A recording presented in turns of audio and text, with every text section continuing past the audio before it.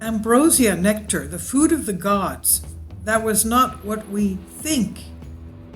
Ambrosia, supposedly giving immortality, this was found in Greek myths.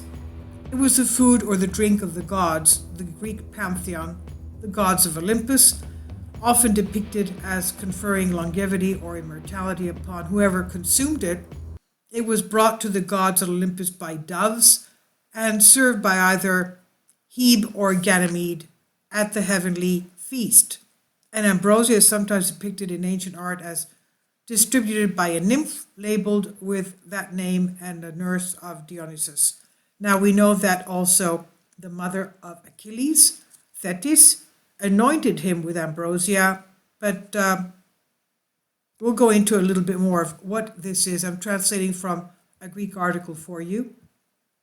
The ancient Greeks, giving their gods human characteristics, included the qualities, strengths, and weaknesses of people, and so they considered it natural to have the need for food.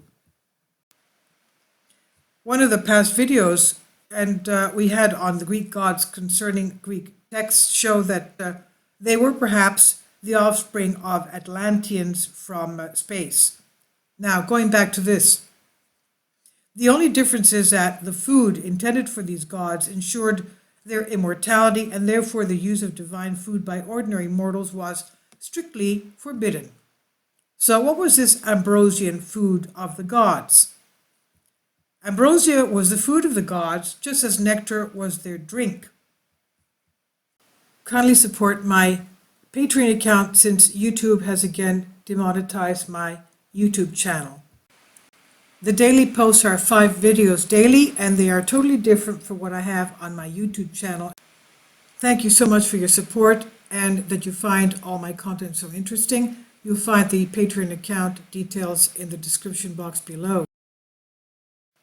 So they ate ambrosia and drank nectar. Before ambrosia was found, the gods only smelled the fat of the victims. Initially, this food appeared to be the birth of Zeus, flowing from the horn of Amalthea, the horn of plenty. During the epic of Dionysus, that is Ulysses, the Peleis brought ambrosia to Father Deimesa in plankets,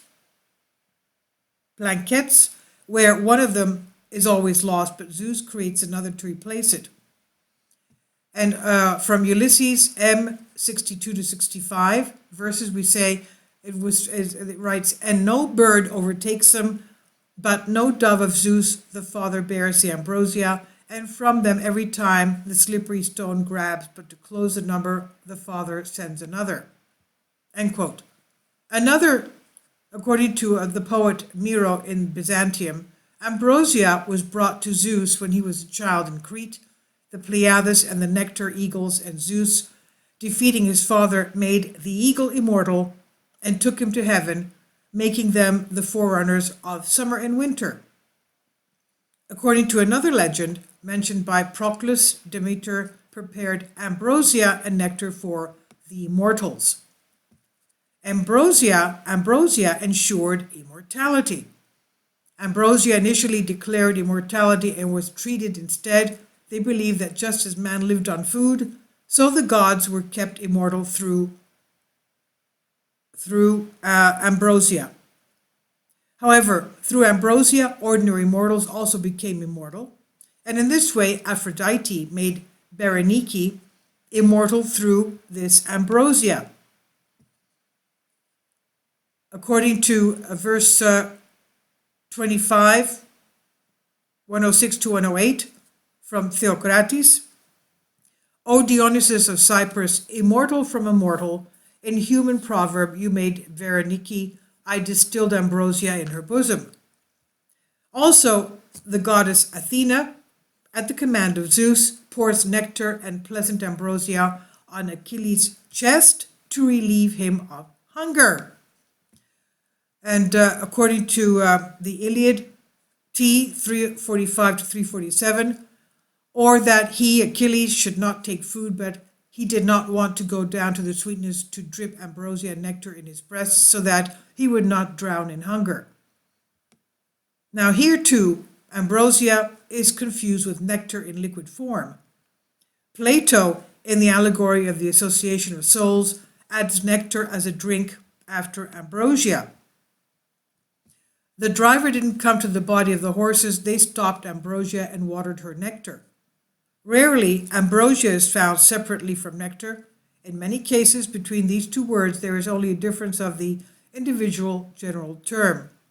In the Odyssey, always only the ambrosia is clearly distinguished from nectar, and in the meal with Calypso, quotes to Hermes, quote, the goddess said, and they set a table full of ambrosia, and when he ate the red nectar of the connoisseur, he drank the great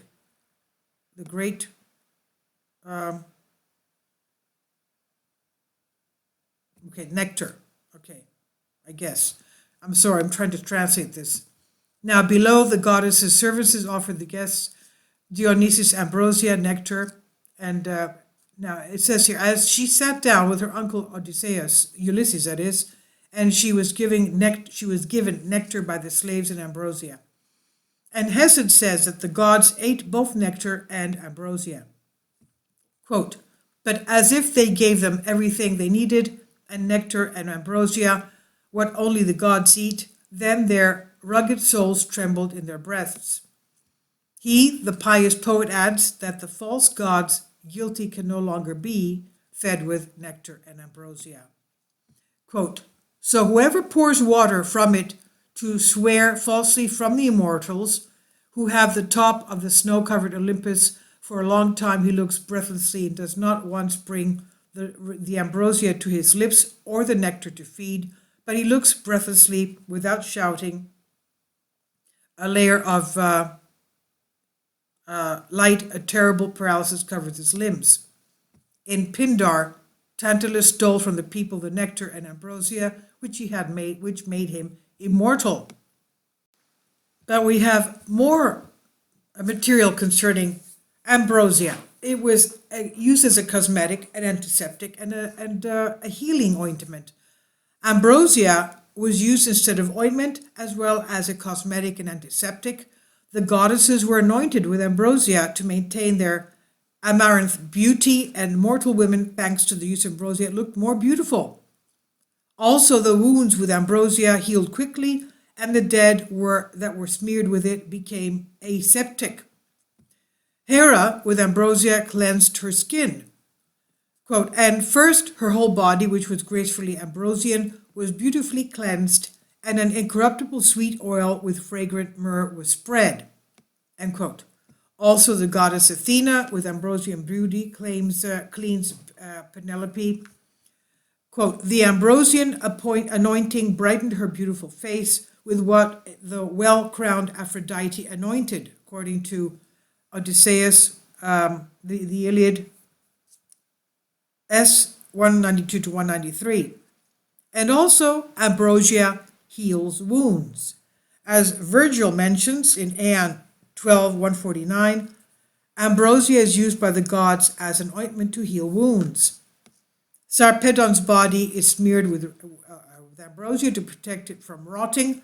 Quote, or after anointing him with ambrosia, clothe him with incorruptible clothes. It also appears as a way of embalming. The Iliad states that Thetis instilled nectar ambrosia from the nose into Patroclus' corpse as antiseptics.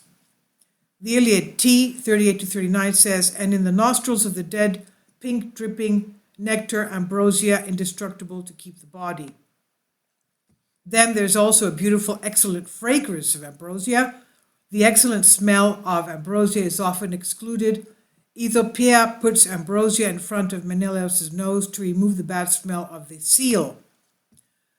Quote, either we were suffocated by the heavy smell of sea urchins, medicated, and who can sleep with a sea monster, but she saved us with the big breath of our nostrils was set by ambrosia, and the smell disappeared from the hull. End quote. The garden of citrus source of ambrosia. Some authors speak of the source of ambrosia in the garden of Hesperides. Apparently, this is the place where, in the Odyssey, the Peles bring the ambrosia to Zeus forced to pass flying through the plankton. Quote, the fact that there are stones hanging and it thunders towards them, the big wave of the Glaucus in the face of Aphrodite's, those planks are called by the blessed gods. And the horses of the gods were fed with ambrosia. The newborn children of the gods had to be fed with nectar and ambrosia. Even the horses of the gods with ambrosia as herbaceous food were fed. This indicates that they also participated in immortality. Iliad, E 775 to 777. His horse was stopped by Hera, the white-haired woman, and all around she girded them with gloom, and an ambrosia leaf sprouted for Simois to graze. Simois, I suppose, is a horse. Otherwise, ambrosia looked like honey. Many have associated the ambiguity of the word ambrosia with the varied use of honey. Indeed, it seems that honey is hidden in the sense of ambrosia. Hymn to Hermes 562, gods are here. For Zeus as a child, there are therefore two traditions. According to him, the Pellus fed him with ambrosia and nectar, and on the other hand, bees through honey. According to the German mythologist Roscher, ambrosia was a mythical representation of honey, which fell from the sky on the plants as dew. Drosomeli or aeromeli. Aeromeli means honey from the air, and was therefore considered heavenly or divine food. It was eaten either as natural honey or processed into a drink. The expression of ambrosia and nectar to honey agree with this. They were used with a metaphorical meaning on the vestibule and thanks to the word or poems. Now, Ivikos even characterizes ambrosia as having 9 times the sweetness of honey. And we read about this in the Athenian. Ivikos says the ambrosia of honey is intensely sweet. The honey of the 9th is part of the ambrosia during pleasure. Finally, ambrosia was called in religious ceremonies the caique of water, oil, and various fruits, as mentioned by the Athenian. The 4th ambrosia, water, sharp, oil, and pangarpia. The phallic importance of ambrosia. Ambrosia is purely phallic. The gods diligently take care of the ambrosia for themselves in order to maintain their immortality, and they are jealous that it will not be passed on to ordinary mortals so that they do not become immortal. Ambrosia is therefore the seed of life, that is, genital sperm and regenerative water. Thus the tree of ambrosia has the same meaning as the tree of Adam and the tree of rain, which are related to each other in popular tradition, and is the most ancient and general personification due to the above double nature of ambrosia. I've translated this from a Greek article for you, and I hope you liked it. Not many of us know what ambrosia and nectar were. Obviously, it was the food of the gods to keep them healthy and immortal, and if they were to administer this to humans, the humans would become immortal as well. Please leave your comments, and thank you for your support.